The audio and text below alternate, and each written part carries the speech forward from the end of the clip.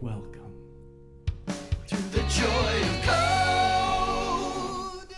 Hello, and welcome to episode 425 of The Joy of Coding. My name is Mike Conley. It's so good to have you here. We're going to be live hacking on some Firefox stuff. It's going to be a good time. Let's start by sharing my screen. We'll get started. Hey, it's January 14th, 2026.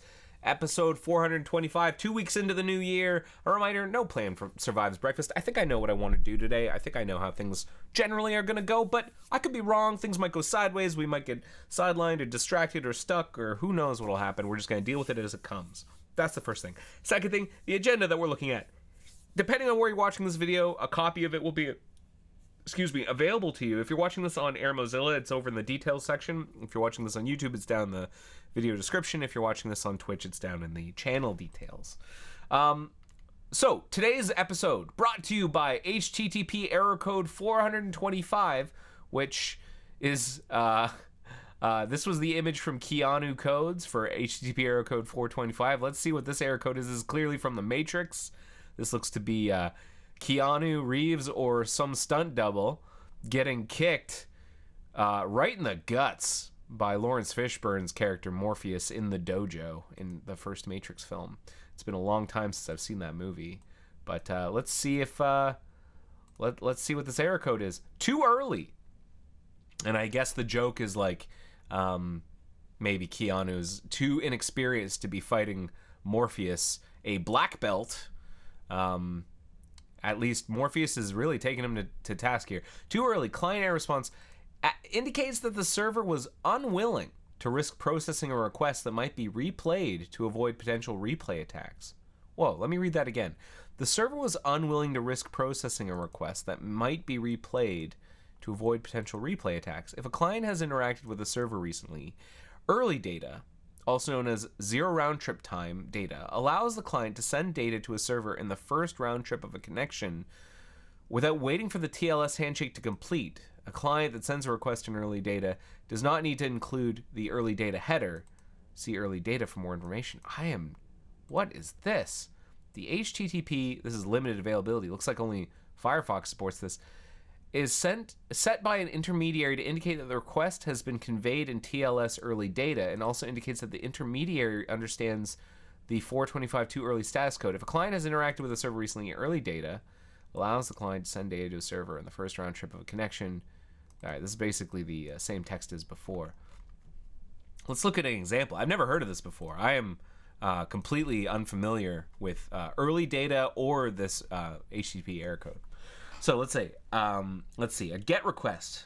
A client that wants to use early data can send HTTP requests immediately after sending the TLS client hello. Sending a request in early data implies that the client is willing to retry a request in response to the status code, so the early data is not included. So we make a request to this endpoint. An intermediary that forwards a request prior to the completion of the TLS handshake with its client sends it with the early data set to 1. I wish there was more of an example here. Is there more information? TLS early data. Oh boy, I don't know if I really want to read this, but early. I guess as part of the handshake, like what's the client hello? You can send. It sounds like you can send information in client hello. Or rather, immediately after the client hello. Retry a request in response to the too early status code. This is so interesting. This was first introduced in Firefox 58, and then there was replayable zero RTT data presents a number of security threats to TLS using applications unless those applications are specifically engineered to be safe under replay. Potential attacks include duplication of actions which cause side effects, purchasing an item or transferring money to be duplicated, thus harming the site or the user. Attackers can store and replay zero RTT messages in order to reorder them with respect to other messages, exploiting cache timing behavior to discover the content of messages by replaying messages to a different cache node and then using a separate connection to measure request latency. to see if the two requests address the same resource. If data can be replayed a large number of times, additional attacks become possible, such as making repeated measurements of the speed of cryptographic operations. This is a little beyond me, I won't lie, but it sounds like it's possible during the setup phase of a TLS connection to maybe if you're in the middle of a TLS connection, you can like intercept some of those requests and maybe not even, I mean, again, I don't really know a whole lot about setting up TLS. It happens kind of under the hood. TLS provides 3 authentication, encryption, and integrity. When did it get set up? What is the handshake? TLS handshake. What is the TLS handshake? Cloudflare, they should know. TLS is an encryption authentication protocol, so SSL, yada yada yada. It was replaced by TLS. Yes. Okay, TLS handshake takes place whenever a user navigates to a website over HTTPS and the browser first begins to query the website's origin server. TLS handshake happens whenever any other communications use HTTPS. So TLS handshakes occur after a TCP connection has been opened via a TCP handshake.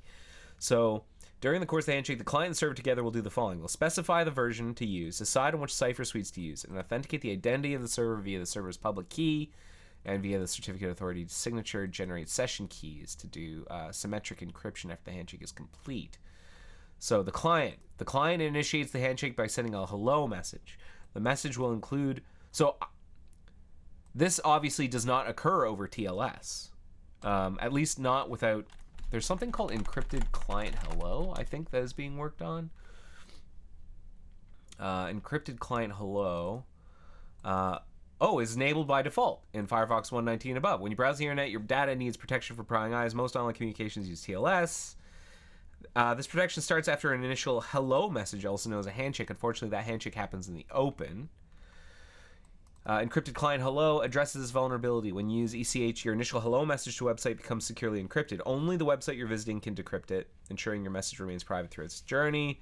It acts as a guardian, making it much harder to identify which websites you are visiting, protecting your online activity, and improving your privacy. It uses DOE, DNS over HTTPS, for its functionality, and that is used to fetch the key needed for encryption. So you fetch a key, presumably from the web server.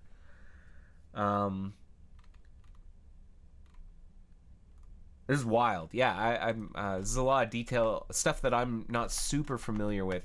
Let's just quickly, I'm going to finish reading these couple bullets from the Cloudflare page, and then we'll move on. So, client sends a hello. Message will include which TLS version the client supports, cipher suites, and a string of random bytes known as the client random. The server responds with its own hello containing the server's SSL certificate, the chosen cipher suite by the server, and the server random. The client verifies the certificate with the certificate authority that issued it, and so that means that the client is satisfied that the server is who it says it is, and that the client is interacting with the actual owner of the domain. The client sends one more random string of bytes, the pre-master secret. The pre-master secret is encrypted with the public key and can only be decrypted with the private key by the server. The client gets the public key from the server's SSL certificate. The server receives that. The server decrypts the secret. Both client and server generate session keys from the client random, the server random, and the pre-master secret. They should arrive at the same results. That's interesting, because I guess the server responded with the random. The client sent the random numbers to server. The server sent the random numbers to client, and then the client sends the encrypted pre-master secret to the server, and then from all of that information, even if you're an eavesdropper, maybe you could have, you can't really hear the client hello.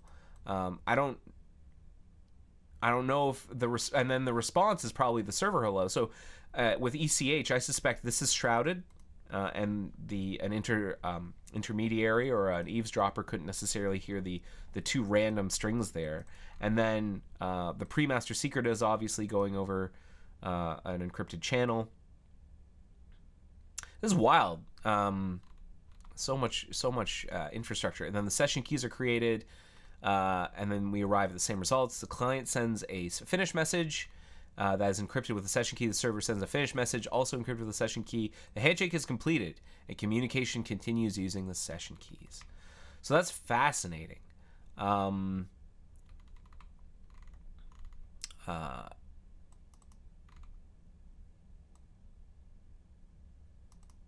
bunch of TLS 1.3, which I think we're using, is a modification.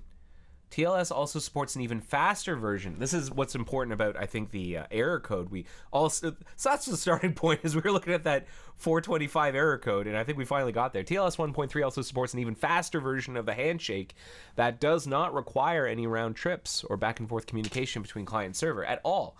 If the client and the server have connected to each other before, as in if the user has visited the website before, they can each derive another shared secret from the first session called the resumption main secret. The server also sends the client something called a session ticket during this first session. The client can use this shared secret to send encrypted data to the server on its first message of the next session along with the session ticket. And TLS resumes. That's called 0RTT, which is what we were seeing before with this. And then there's this worry about replay attacks on 0RTT. And I guess that is what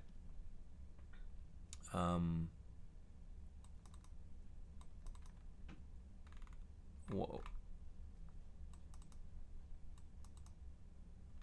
Application profiles must not use 0RTT data without a profile that defines its use. So yeah, I presume if they're aware of the problem, then the error code is, I think, I'm gonna guess, is related to the solution. So let's go back. Let's go back here.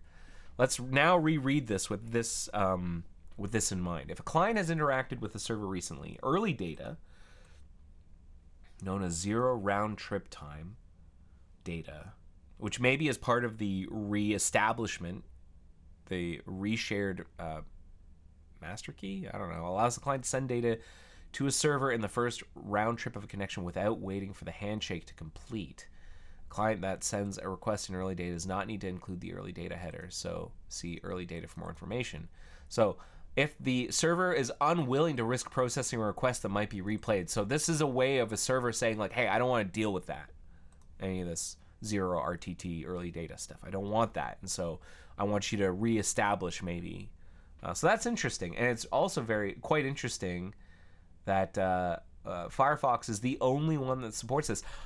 Are there other browsers that support encrypted client hello? Encrypted client hello browser support.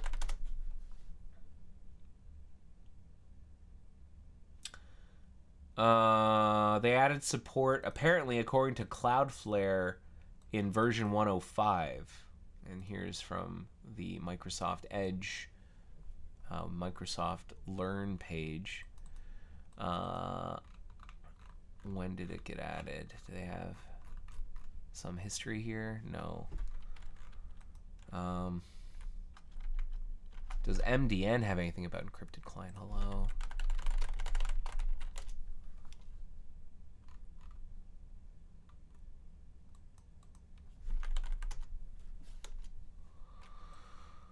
Oh boy, yeah, I have no idea, but it sounds like there seems to be something about other browsers, at least Edge, which means Blink. They've got encrypted client hello, so it's probably everybody. I wonder about WebKit and Safari. They're usually pretty good about that sort of thing. Oh, there's a MDN or a wiki page. Preferences, possible breakage, support. So ECH around the web. This is exactly what we want.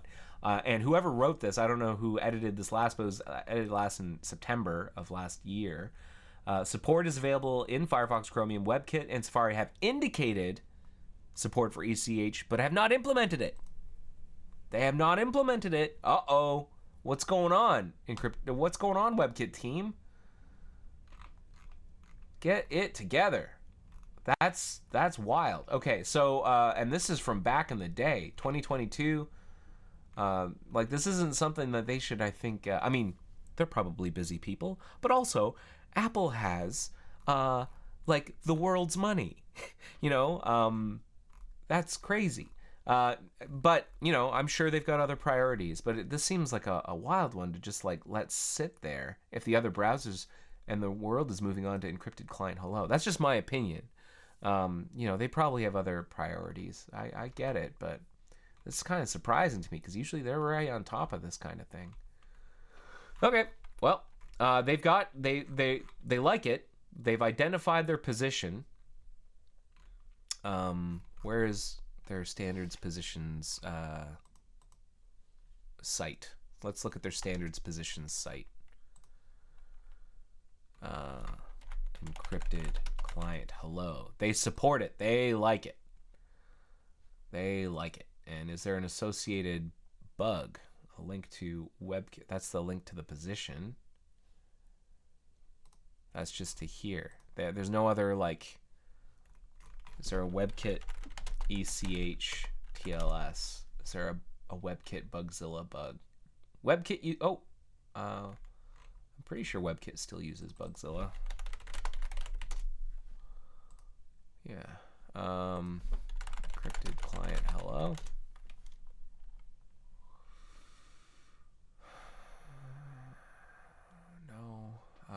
What about ECH? Okay, now we're talking. Let's order it. Security. Huh. I'm not seeing it.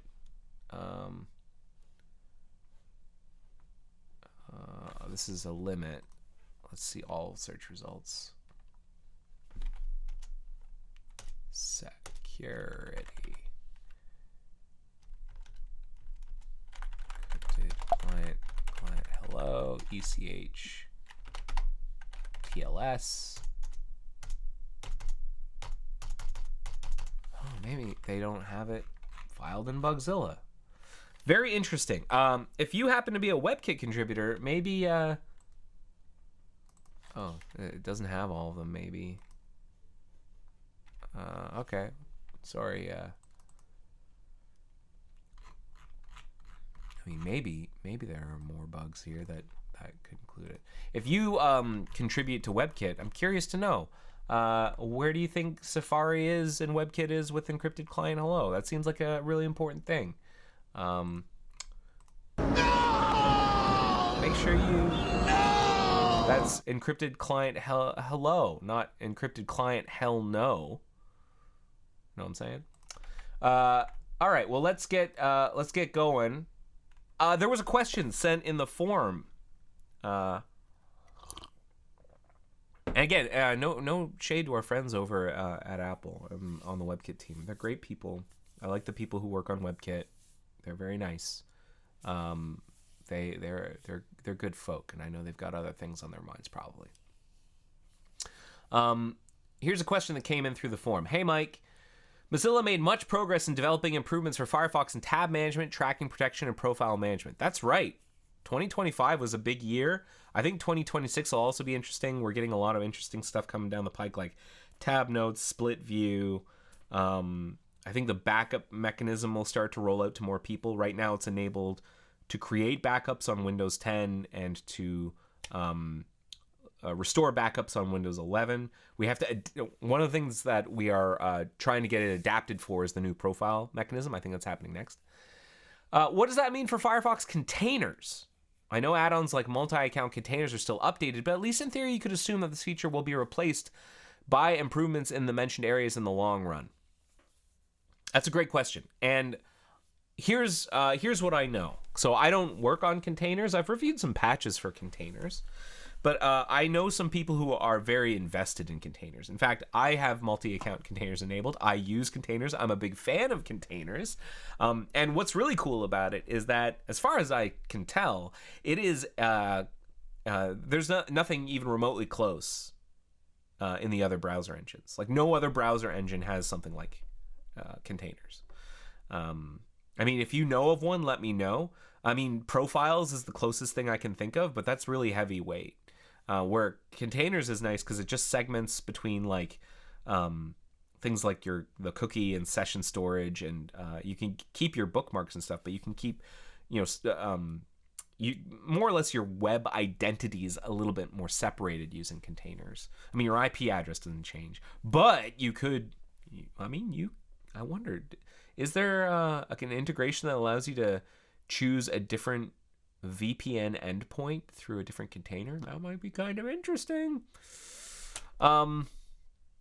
Anyway, what does this mean for Firefox containers? So yeah, I'm a big fan. There are lots of big fans within the broader Mozilla community, but also like paid staff working on containers. But the problem has always been, how do you communicate what containers are and how they work? Because the people who use them, generally speaking, understand. It seems like this is the set of people who understand things like cookies and session storage, and they sort of have a clearer mental model of how browser state and what servers are able to do and with that browser state, and trying to communicate it more clearly. I think we've had a really hard time. I think that's been the main blocker with getting containers out more broadly, is communicating the value. Because as soon as we try and communicate the value to like your average user, their eyes just kind of glaze over. Like you can sort of demonstrate it by saying, look, I can be signed into Gmail here, and if I open this container, I'm not signed in Gmail. I can sign into a different Gmail over here. That sort of helps illustrate it, but I don't think we've done a great job of explaining it, and I think that's a big problem. Now, that having been said, there's an astonishing number of people for a feature that we do not really promote. Like we don't multi-account containers. For a feature that we don't really like make a whole lot of noise about, there's a lot of people using it. Like hundreds of thousands of users, and lots of ratings here. We build this, we maintain it, and people just kind of organically find it. But it's still like hundreds of thousands of users is still fairly niche, but they're very passionate, these people, and we think we can do better. I know of at least one engineer. If you're a person who's used multi-account containers, you may have actually seen this, is that we're trying to survey people who use multi-account containers to figure out more about how they use them and what they find valuable about them and what things we should do to improve them. Because containers kind of had this weird history, because they started from, as I understand it, the platform layer and the DOM layer. And it was like the technology was built out before there was a clear sense of what the product value proposition was for users. It was, I don't exactly remember if it was like because of some patches from Tor project, or in collaboration with Tor project, or in preparation. Like something happened with what's called origin attributes, which gave us the ability to segment storage in the browser. And that's kind of the secret sauce. That is the thing that Gecko can do that the other browser engines can't do. Is we have the sort of origin attributes switching mechanism. I'm fairly certain the other browser engines can't do that. And that took a while to build out, but I think a lot of that ended up coming in from Tor browser. Don't quote me on that. But it came in through the engine first, and then it was like someone approached the UX team and said, hey, we have this thing now. Can we build a product? Can we build a feature? And I think it was, we didn't do a great job, I think, of figuring out how best to communicate and package it up. And the best we could do is we kind of, I think this started as like a test pilot thing, and it ended up going out as just like spun out as this maintained extension. And I think there's more work to do here. But what we do know is that people who use this extension love it, and they get great value out of it. They don't use it the same way. Lots of people have different workflows, and they can't get the same value out of other browsers, at least not any non-Gecko browsers. So I should have specified, like, Firefox can do this, and other Gecko browsers can do this. So there are a number of forks and Gecko powered browsers. I actually wonder. I don't. In theory, Firefox for Android could have containers, but I don't think it's exposed. With the UI, a lot of the sort of the glue layer between the platform and the browser is in something called contextual identity, and that is not something that, I mean, the service is in Toolkit, so in some ways it's possible that Android could take advantage of it. But a good chunk of the UI as it exists lives under browser, and that's probably all like the settings stuff. And it would not surprise me if we go back to the add-ons page, if we find out that this is only for desktop. What is this? What does this support? Homepage. GitHub. Let's take a look at the manifest. Multi-account containers. Gecko. Min version. So I think if you are going to support Firefox for Android, Firefox for Android manifest JSON key or something. How do you Android? How do you say that you support Android? Browser specific settings. Browser specific settings. Mandatory. I don't actually know. Oh, yeah, here we go. The version of the Android version of Firefox that you support, right there. And I'm not seeing that here. So I suspect then that I'm fairly confident that this does not work on Android. Am I wrong, or did Firefox originally not need the extension to use containers? You actually can use containers without the extension. It's just the extension gives you more powers. If I don't know if I've got a very fresh build, but let's try one.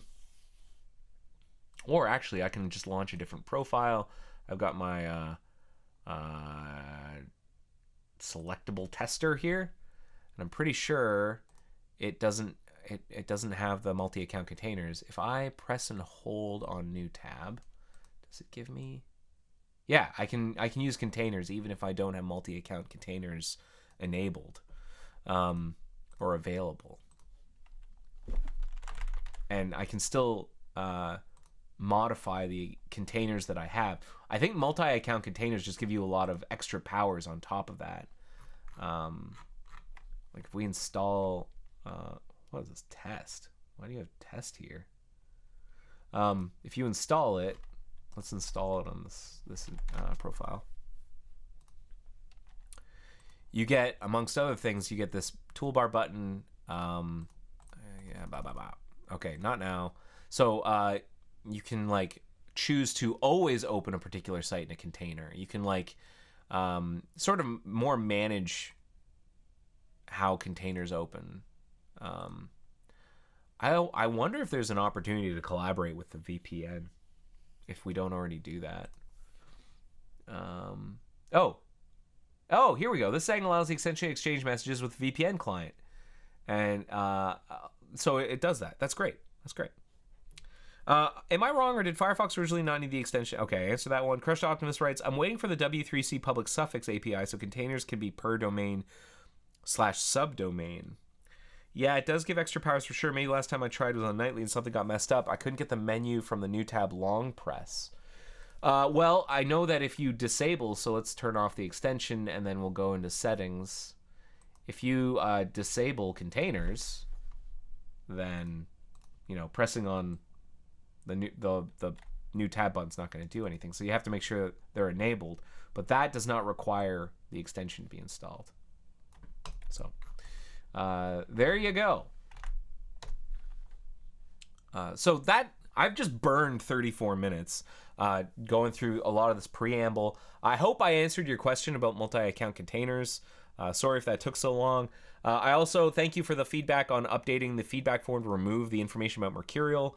No one's using Mercurial anymore for client,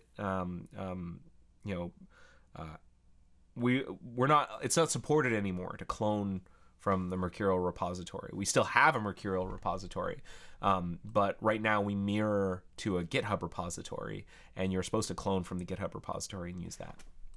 So the first thing I wanted to do before I moved on was I want to respond to some review feedback and land a patch that I. Oh no! Don't want that. Copy link address. I want to go here. So there was a bug that someone identified with zoom levels, and it looked easy enough to fix and write a test for that I just went for it. And I've got a patch here that has been reviewed, but there's some feedback in here. So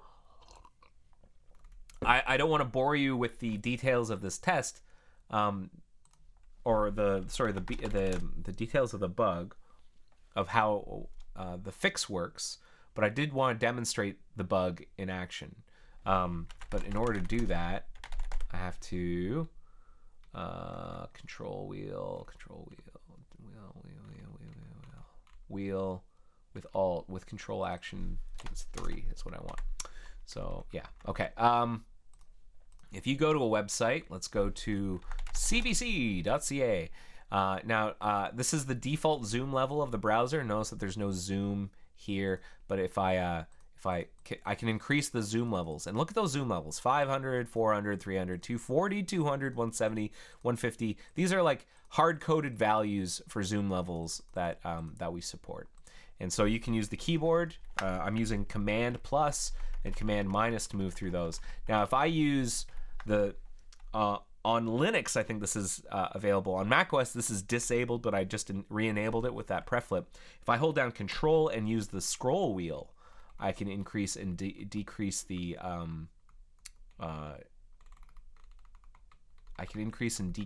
zoom level. And I'm realizing the bug is not there because I have the fix applied. So let me quickly rebuild without the fix applied. So I just demonstrated that the fix works, but I'll show you what the problem is. And then maybe we can get the review comment dealt with, and then we can get landed. Zoom levels are very important too, because sometimes people can't read your website. You're using too small a font, and some people's eyes aren't so great. Okay, so let's go to cbc.ca again,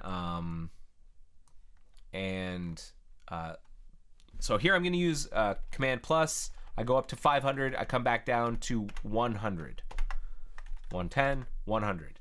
Now I'm going to use Control scroll up, and I go all the way to 500. But notice I'm going by tens, and if I go back down, then eventually,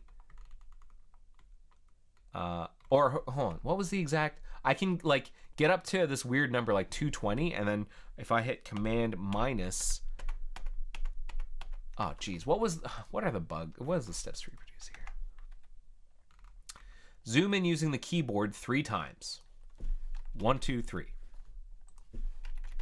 133. Zoom out using the mouse 4 times using control and wheel down. 1, 2, 3. Ah, that's why. Now I'm at this weird state of 103%, which you can reset, but it's like weird. Why am I now? I've got this weird 3% offset, which seems really strange. And so my solution is, instead of using the 10% offset, is that we just have the mouse wheel zoom match the same values that we use for keyboard zoom, just to be consistent. And so that's what my patch does, and there's some review feedback here. So my colleague Steven writes, "This accomplishes the goal and confirms the standard cases with the test, so I'm satisfied with this patch the way it is." He suggested some small refactors for browser full zoom that I think would allow deleting some code and removing some ambiguity. I'd like to see something along those lines, but I won't block on that. It seems like there is an opportunity to make web extensions use the same pref-based zoom instead of the flat 10%, but I don't understand those use cases. There might not even be an issue if the view zoom overlay system doesn't overlap at all with the web extension system, and so there's no risk of the same type of bug where we end up with unspecified zoom levels like 93%. If there's an issue, I think it's for another bug.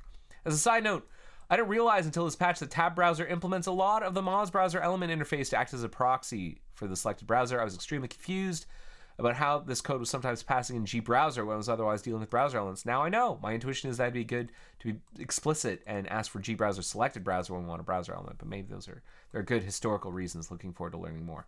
I can actually answer that one. That's a great call out. So first of all, thanks for the review. Great call out, and you're right. I should be more explicit and use Gbrowser selected browser. You've actually stumbled onto a neat, an interesting piece of history, which also explains why Gbrowser is named the way it is, despite it not being a browser. Long ago, we didn't have browser tabs. There was only one browser per browser window, and that browser was called Gbrowser.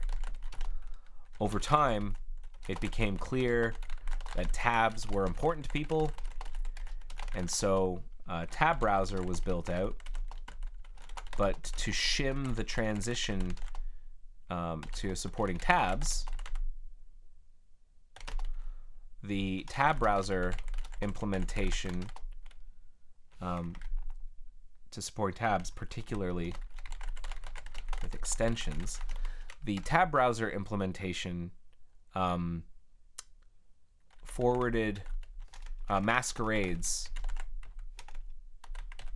as a browser for old code that assumes that there's only one browser per window. The Zoom code is old code in that vein, and I should be doing my part to bring it up to date. So there's a nice piece of history there. And then there's some feedback. It looks like we could update, reduce, and enlarge in this module to take a new optional argument where a browser is Gbrowser selected browser in order to preserve the existing use cases that don't pass an argument. If we do this, then I think we can remove change zoom by, and we could have enlarge, reduce, call your new for browser variants instead. I think this kind of refactor would be helpful to make the code's intent easier to read. I agree. For completeness, I suppose this patch, or this code should drop the pretense of adjusting the zoom level by 10% now, and that would be fully controlled by zoom values or its fallback default values. But I think that renaming would be mostly cosmetic. I'm also not sure whether the do zoom events usages in extension pop-ups are safe to change within the code base without affecting external parties. They're currently hard coding a 10% change too. Yeah, and we also have to keep in mind that browser full zoom is not available on other applications using Gecko that might be relying on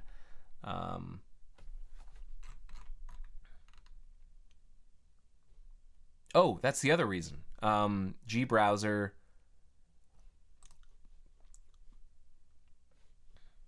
for old code or other applications that aren't Firefox that assume that there's only one browser per window. Okay, that might be relying on those events. So in a way, we're being a bit,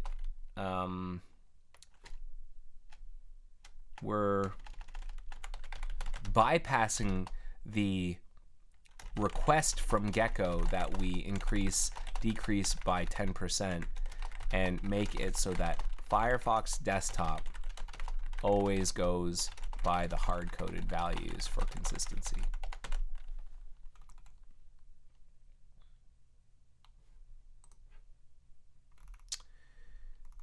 So that we have to sort of like think about the platform compatibility and the platform support here in the changes. So the view zoom, this is the one that would be shared with other applications. We have to kind of think about this. Is this the one that... Oh, this one also has those like zoom values. So maybe it's the toolkit ones that...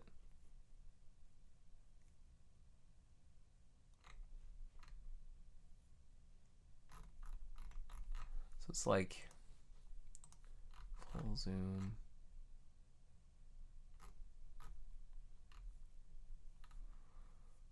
So what do we want to do here?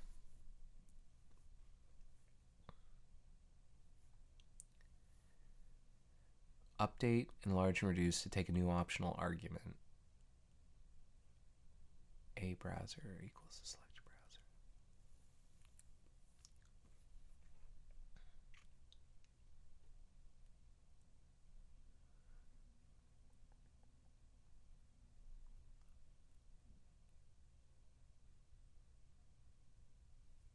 Or preserve the existing use cases that don't pass an argument.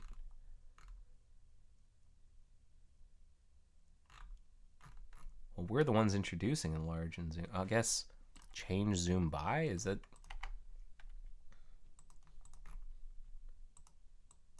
I don't know if I understand. Update, reduce, and enlarge to take a new optional argument to preserve the use cases that don't pass an argument. We could remove change zoom by.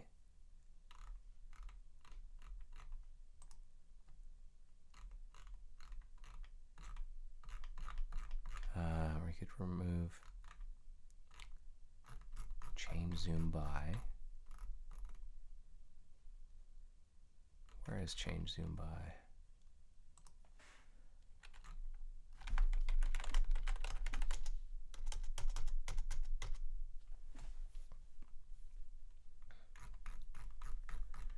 We could remove change zoom by, and we could have enlarge, reduce, call zoom manager variants instead.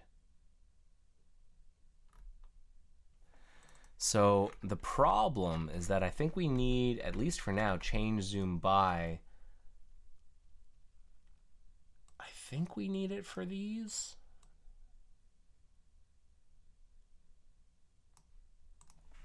Whoops.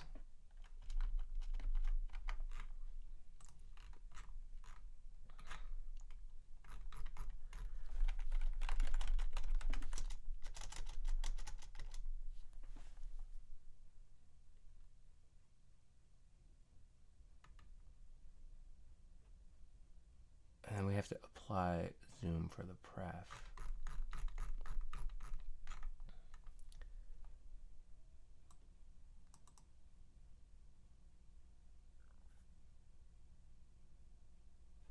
I don't think I fully understand.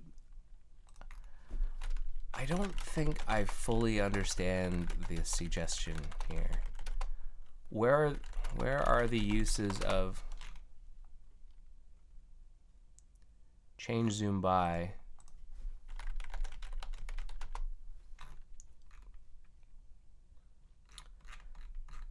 that don't supply a browser?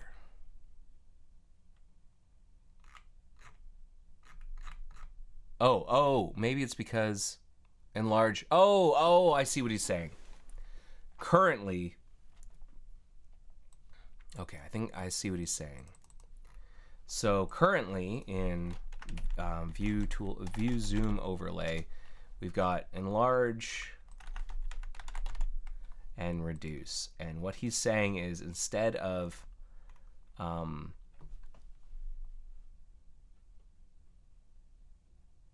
have enlarge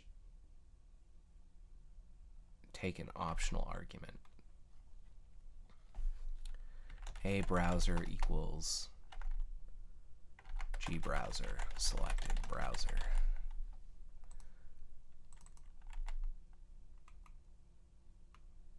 Oh, wait, hold on. I've got to check out the patch, actually. That'll demonstrate the bug.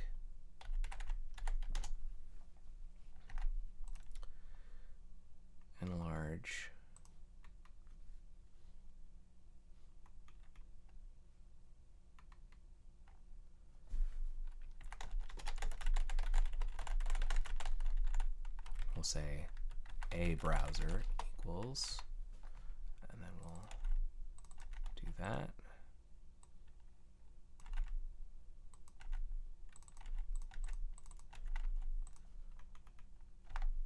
So that's the first thing.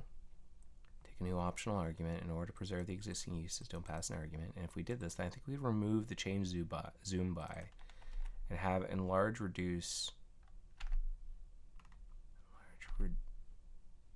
call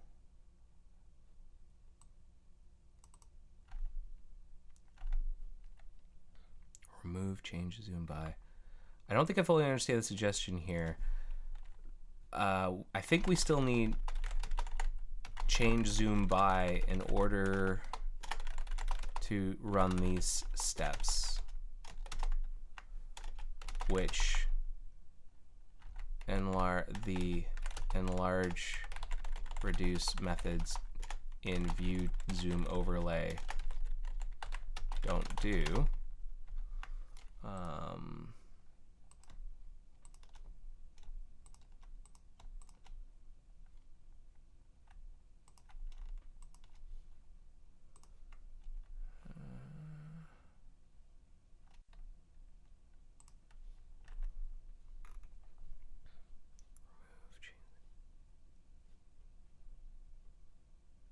We could have enlarged call.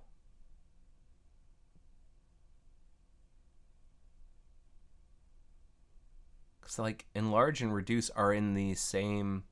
He's suggesting call this dot enlarge, but this enlarge isn't in browser full zoom. I don't think browser full enlarge. No. Oh, there is. Oh my goodness, he's right. He's right. I was confused.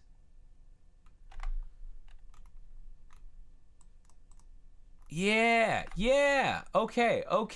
I like it. I like it. I like it.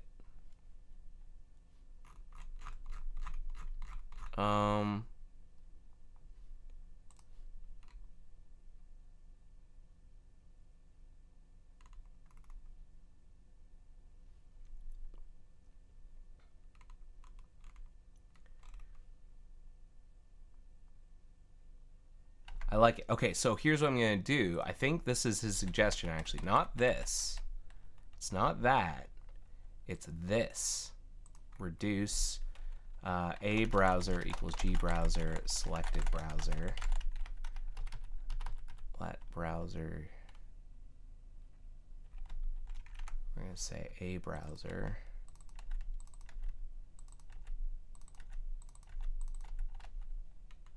Enlarge.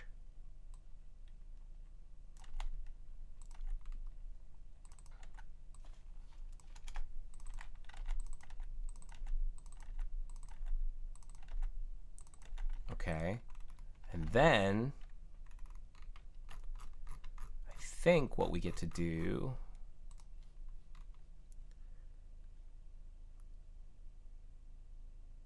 get the targeted browser. Okay, and then we can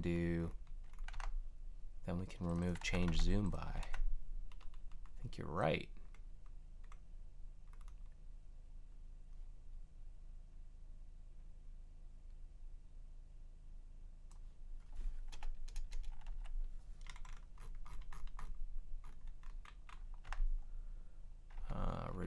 So instead of calling change zoom by,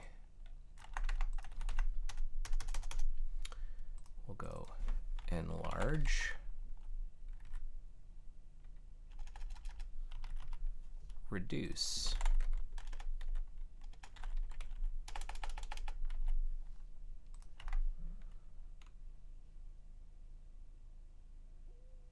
And we could have enlarge and reduce. Call enlarge for browser, a browser. Reduce for browser, a browser.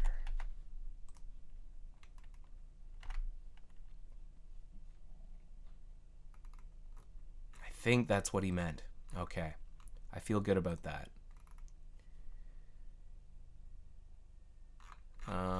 Let's see if that still works as expected.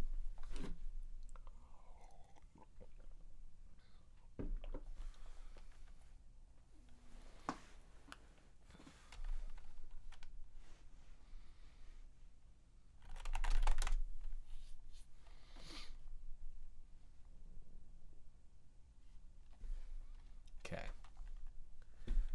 CDC. Yes, yes, yes, yes. Yes, yes.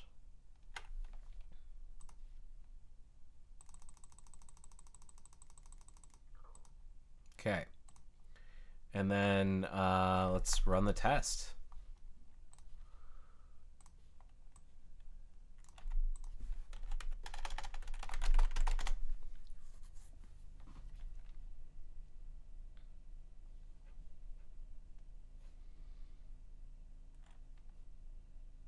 Let's also run the tests under the rest of the tests under Zoom.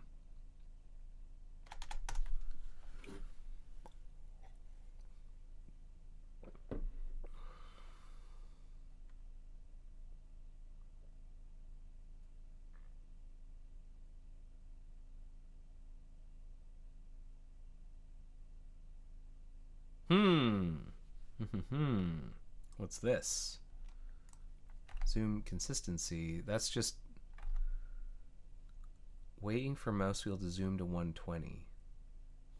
And it didn't pass. Timed out.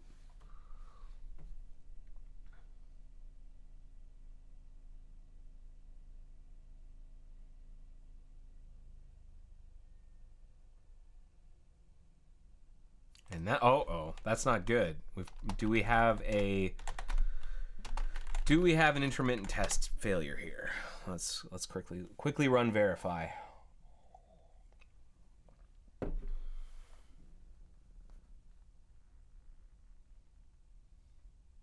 Rutrow. Rutrow is correct, Smurf D.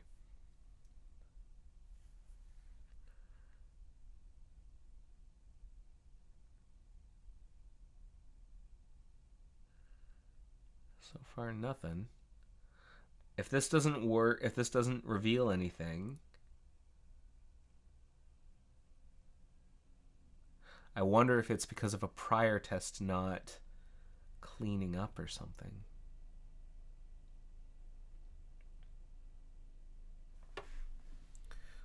I'll wait until this is done running. It's using chaos mode now.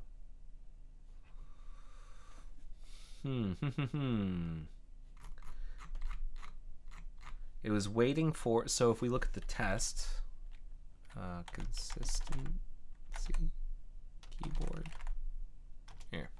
It's waiting for, we're waiting for zoom to get to 1.2 by calling full zoom enlarge. Oh, I wonder if, so now that we're expected to pass in, no, that makes no sense, because before it would have also been gbrowser selected browser.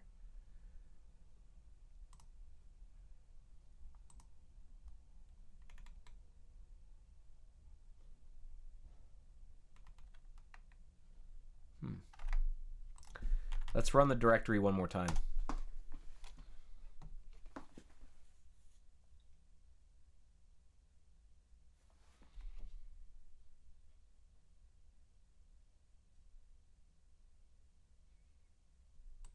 Let's run it again.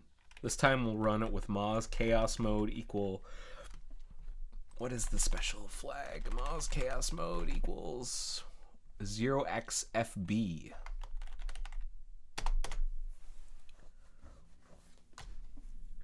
If this doesn't cause it to reveal itself, we can maybe try landing it and get more information from, you know, it landing in automation or something.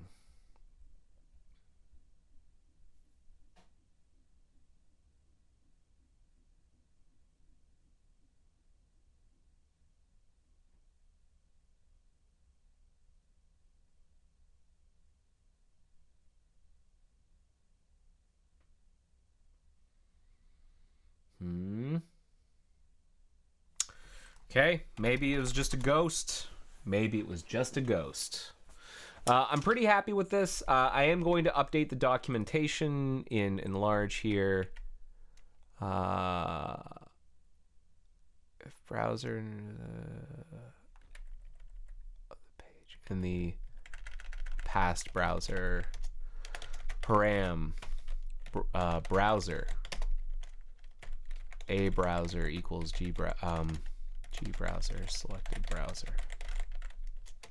browser to enlarge the zoom level on returns promise.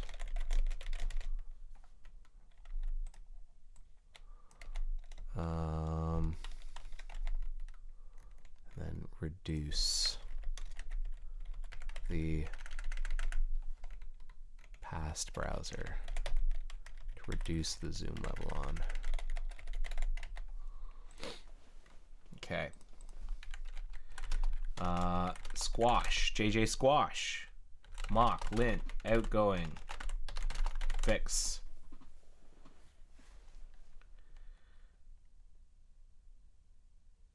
Looks good. Let's one more time. We'll make sure that the manual test. We'll run the old manual test. Make sure we're still happy here.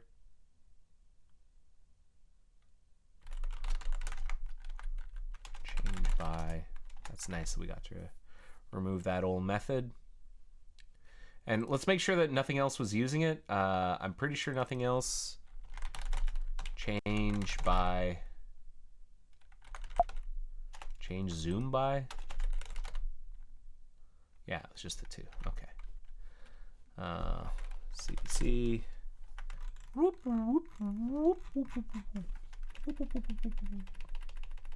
Very good.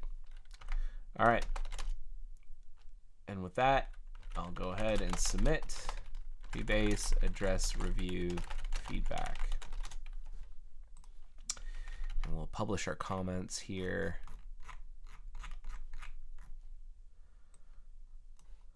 Thanks for the review. I've refactored per your suggestions.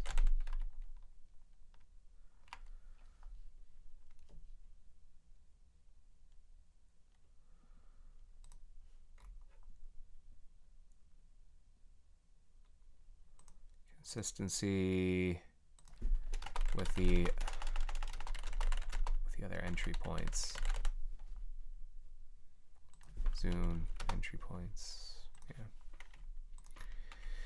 Okay, submit.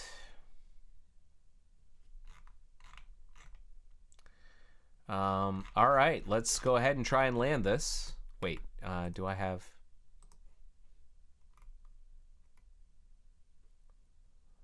I think there's a drop the pretense of adjusting the zoom level by 10 control, and that would be fully controlled by zoom values. It's fallback default value.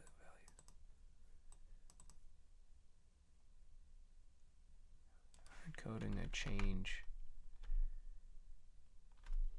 of 10%. So I'm going to file a bug.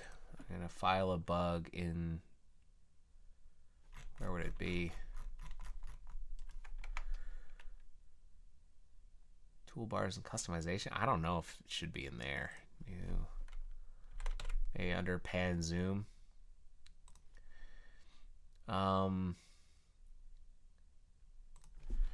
Rename zoom by, what was it? Where are the names of the events?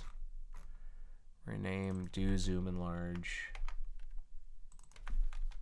and do zoom reduce events to do zoom enlarge and do zoom reduce and let. Like, who listens to these?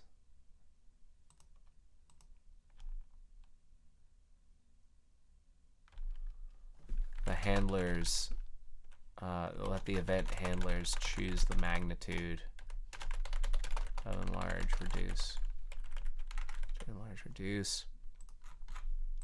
The event names prescribe a value to enlarge or reduce the zoom level from, it'd probably be better to centralize the logic, centralize the value into a single place, the place where the event is handled,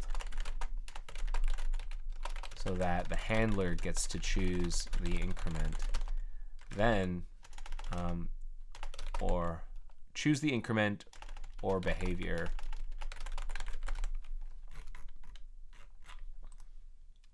This is particularly, this makes even more sense after bug, what was its name? Bug, which handles these events, but instead of enlarging or reducing by factors of 10, values of 10, it uses the list of hard, it simply moves up and down the list of hard-coded zoom values in view zoom overlay.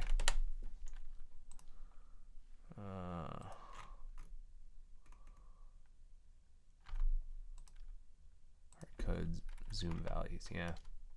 Okay.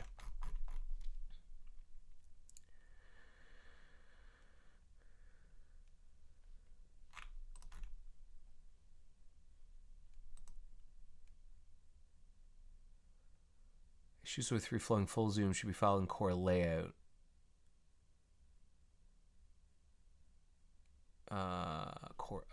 Core layout. Right, this is core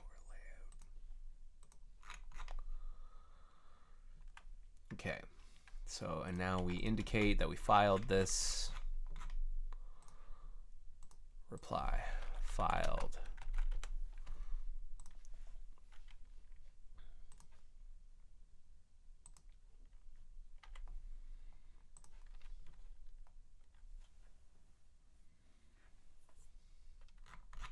All right, let's try and land this thing now. Was it not when you ran? It's single, you got the error? I got the error when I ran the whole directory of tests. And I wasn't able to reproduce that failure. Let's try it one more time. Let's run the whole directory of tests again. I'll note that I also had my hand on the mouse whenever the test ran, and I wonder if that may have influenced the... Oh, here we go. 133. It's stuck at 133. So it did it again. Aha! Okay, okay, okay. So it was stuck at 133. And the failure was waiting for mouse wheel zoom to 120.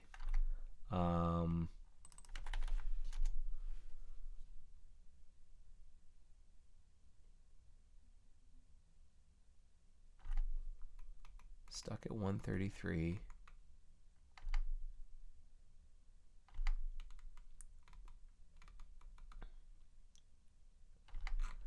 And what was waiting, uncaught in test, waiting for mouse wheel zoom to 120.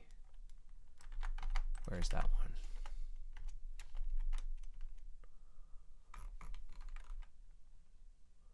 Oh, here.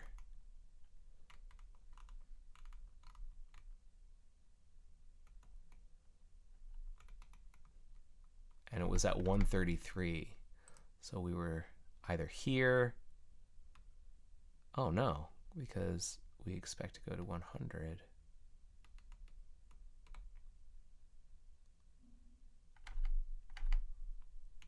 So we were at 133 before. I have a suspicion. What is the test that runs just before this one? Image zoom tab switch. So in this one,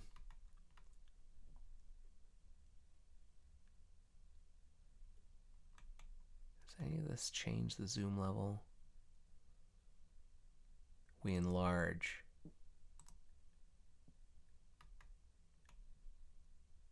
Full zoom enlarge.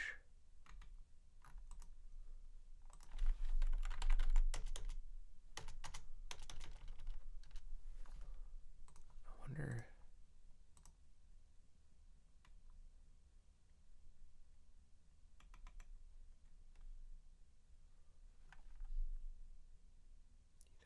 test in the browser, we go with the select, add tab, add tab.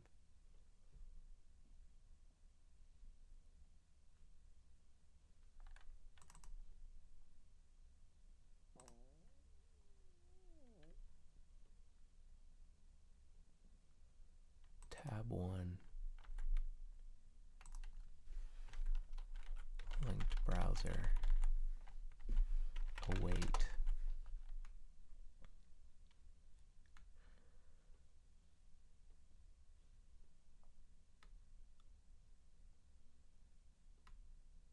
And then we probably want to like reset.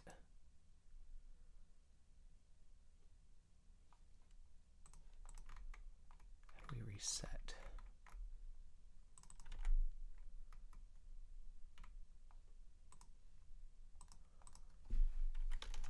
Wait, full zoom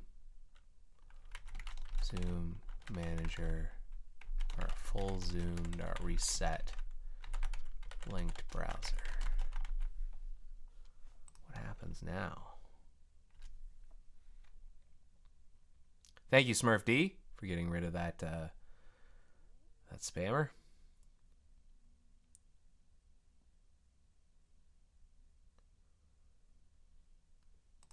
So it happened again. Tab is not defined. Oh, that's different. This is different. But what's interesting is that the test failed. We moved on to the next test, and we were stuck at the 130. I think that's what's going on. Is this thing's not cleaning up? That's what I think's going on. And so by adding this reset, I think we're fixing the issue.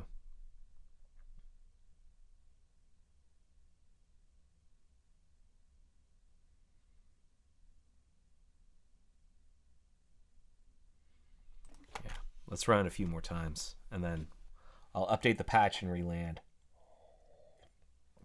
But I'm pretty confident that that's what's going on.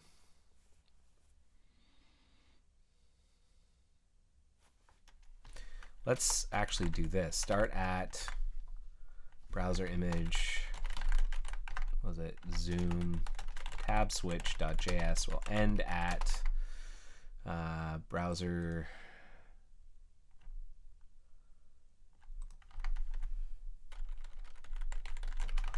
keyboard mouse wheel zoom consistency.js, and then we'll run it with verify headless. One last thing.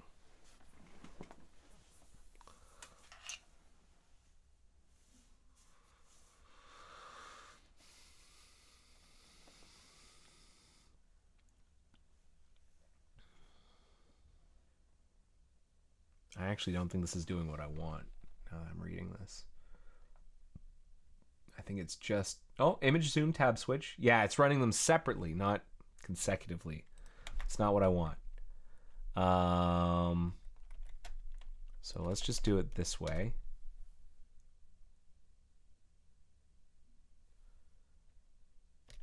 And then we'll do it with Moz chaos mode equals 0 x FB.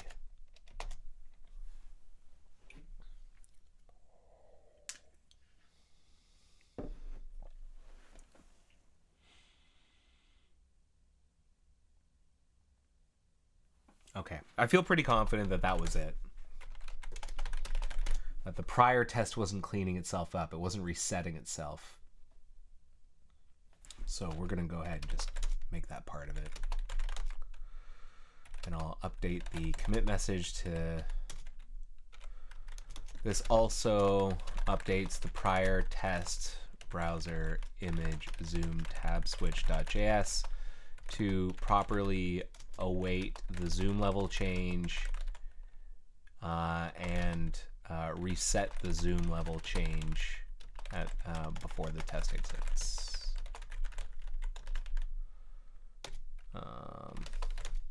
Okay, so we'll go ahead and submit. We'll say fix intermittent test issue with the prior test.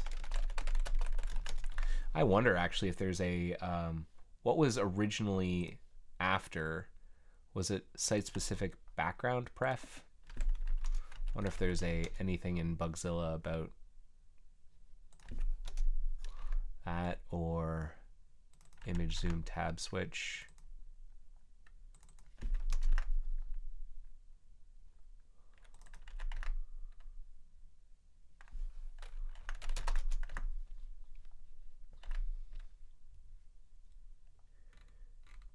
Frequent failures.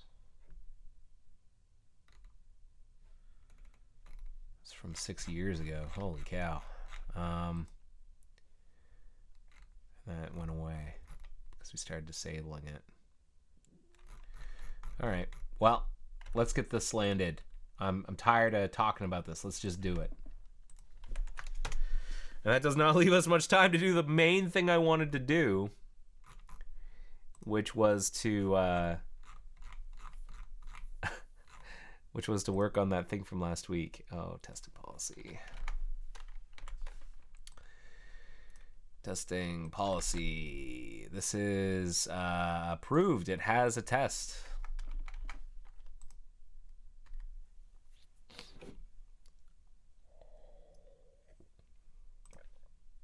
Land away. Land ho. All right, so now let's rebase the patches I was looking at last week. I'd started to write some patches actually, so that's the thing. KY onto main at origin. We can take a look at those. The first thing I did was made it so that when we launch the browser, we wait until the Nimbus stuff has populated so we can determine whether or not we need to be we are configured to be within the 48-hour window. So we have to wait until the configurations have loaded and been cached, or the cache has been read from, before we actually allow new tab to be loaded up. And what I did was I made it so that we do that awaiting at the same time as we await for the extension to start up, so they can kind of occur in parallel. So that's the first thing. And then the second thing is to compute the instant of profile creation. So SQW. This is a small patch. We add a member onto the activity stream class that stores the temporal instant of profile creation time that is passed in the constructor. So again, when we're waiting for the extension to start up and for the experiment to be initialized, we'll also try and grab the creation timestamp all in parallel, and then we will pass that created instant into the activity stream class. And then the last one is KY. This is the sort of operative one. I've got some logging in here that I need to check out. But basically, when we are starting up now the core of NewTab, we will check for an early profile, and the way we'll do that is we will read from the configuration to see if we should be within the window. Are we within the early profile age? And let's see, a way of manually testing that. Let's build this actually.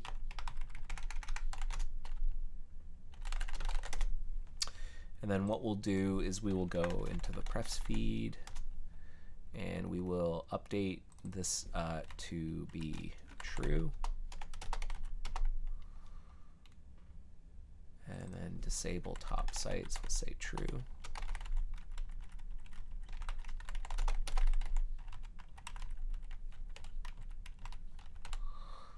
All right.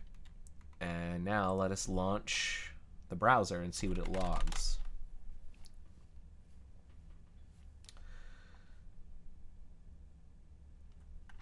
Prefs feed can't convert instant to a primitive type on line 4. So a bunch of broken stuff. Line 422 doesn't know what, cannot convert it into a primitive type.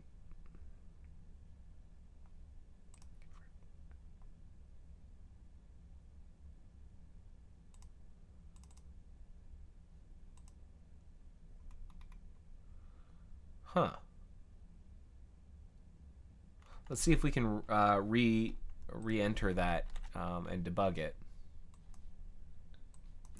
So let's go and set a pref feed check for early profile. We're going to set a breakpoint here, and then I'm going to do this. About new tab, activity stream, store, get feeds or feeds. Feeds.prefs .get.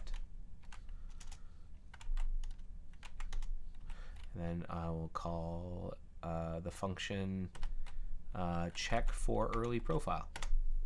And will it be here? Great. And so we get these things. Created instant. The created instant is this temporal instant. Then we are here, and then the now. And now is created instant less than or equal to now? How do you compare to? Oh, I'm comparing them wrong. Compare two temporal profiles. Compare temporal instance. Compare. Oh, right. I need to use .compare. I just assumed that I could do it this way. Created instant. Now. So this profile was created only a few hours ago. I'm going to say created instant .compare now. It's not a function. So what do I want to do? Temporal instant compare. Temporal instant compare. Created instant and now -1, meaning what? Instant 1 comes before instant 2.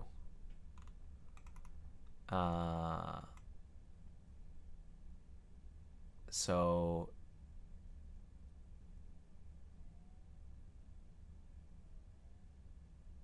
yeah, okay, so what we want here is temporal instant compare created instant now equals -1 and temporal dot instant dot compare created instant now subtract equals 1.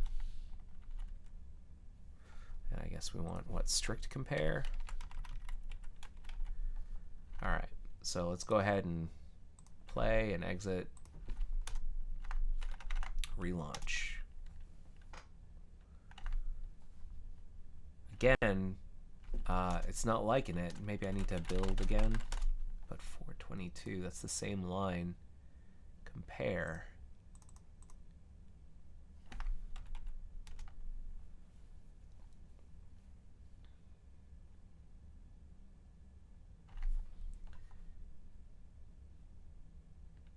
Console error. Not a string on 423. So the error is different. Compare now dot subtract. Oh, early profile age in hours. This needs to be subtract. Duration.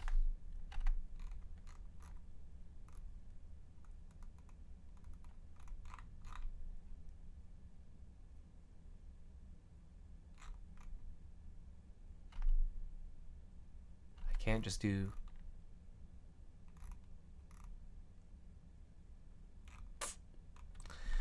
temporal instant subtract hours.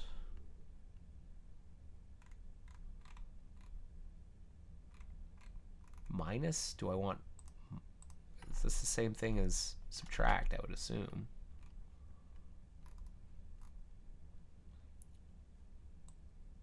I give duration. You want to subtract, so was the duration a string or a duration was the object or is converted to a temporal duration object using the same config, so from info, so it can be an object containing one of the following properties: hours. From hours. Yeah, that should work. Hours. Let us debug this again. Same deal.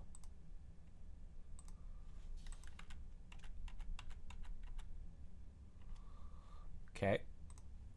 So now, so if I go now subtract, oh, I see. I've got, so that does work. The problem is my parentheses. I need another parentheses here.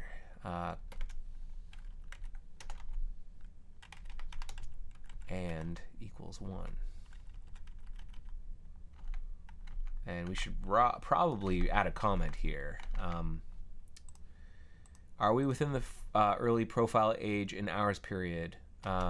We compare against now, the current instant, and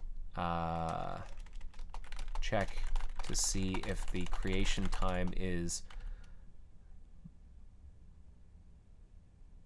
before now but after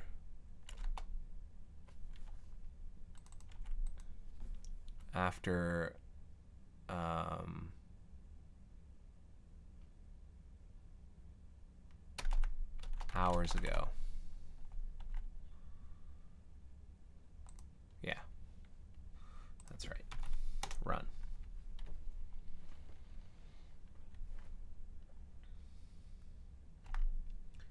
Entering early profile state. Great. Now let's see if we change the value, so instead of it being 48 hours, it's 1 hour. Again, it thinks we're entering the early profile state. That seems wrong. Let's run and debug.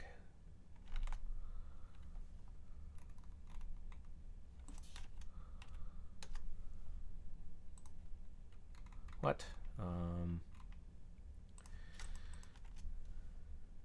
Okay. So this should be -1.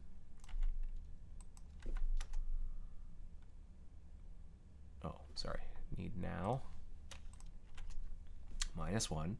And now created instant was today at 16:39, and now is today as the 14th at 19:27. So it should be that created instant.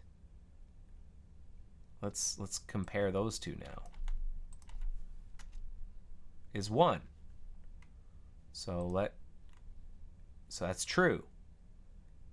If we are in the early profile state, if we're not, then we'll enter it. We're going to enter it. Entering. Wait, what? No, hold on a second. I didn't want that. So it thinks we're within. It still thinks that's 48. I forgot to build. That's the problem. God. That's the problem. Forgot to build. So this should say exiting the early profile state. Or at least that it would say that if we had been in the early profile state. Dweef logging tools. Not really.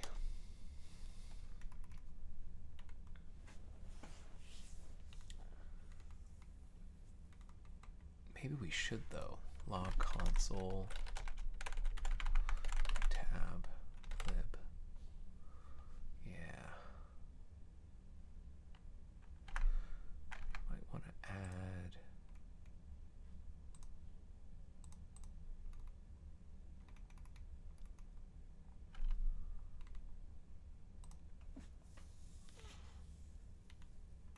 And then what do we want to do here?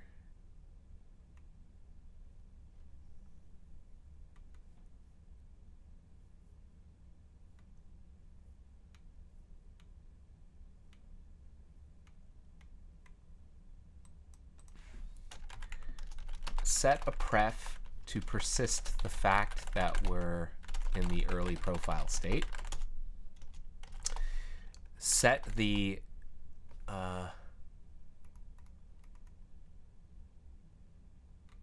we want to, this is flipped around. We need these down here. And let's put these in order of probable use. Set the default prefs for top sites and top stories based on how we're configured.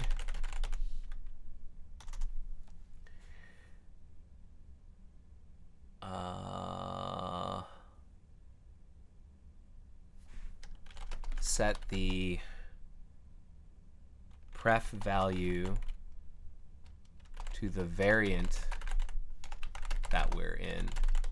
So I wonder if we also need like a variant identifier. A variant that we're in. And then also set the message that should be displayed.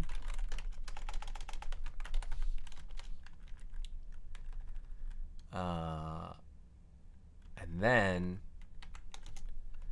exit early profile state. So clear the pref that says that we're in the early profile state. Check if the default if the user values changed on either top sites or top stories while they were disabled.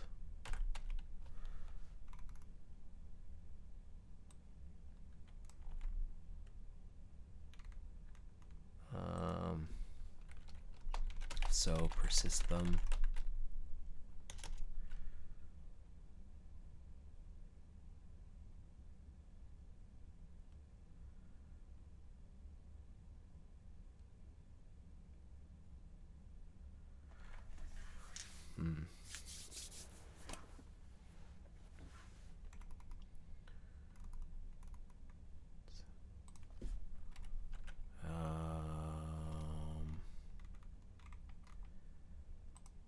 Then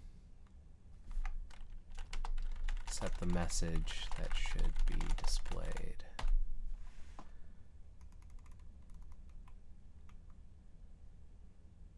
So what we want as part of this is a variant identifier,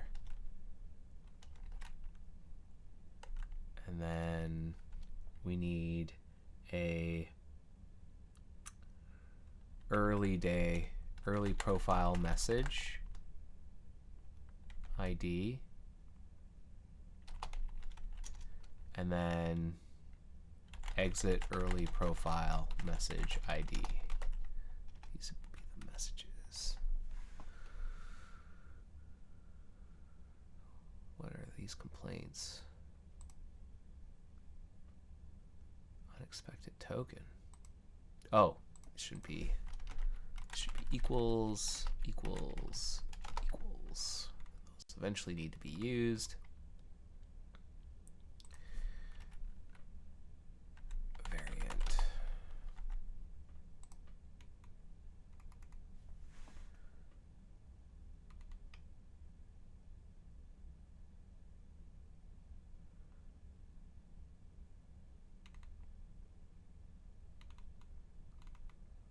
Okay, I think I know how this is gonna go.